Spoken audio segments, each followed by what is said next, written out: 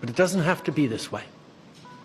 Today, the United States informed us they will be imposing 25% tariffs on Canadian exports to the United States and 10% on Canadian energy. A decision that, should they elect to proceed with, should take effect on Tuesday, February 1st. I want to speak directly to Americans, our closest friends and neighbours.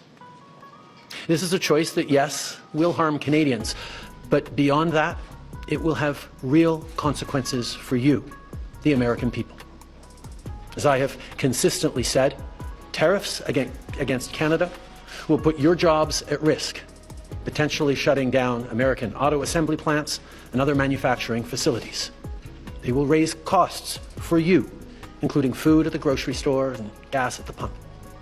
They will impede your access to an affordable supply of vital goods crucial for U.S. security, such as nickel, potash, uranium, steel, and aluminum.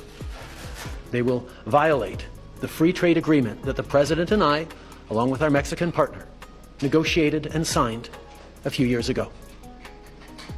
But it doesn't have to be this way.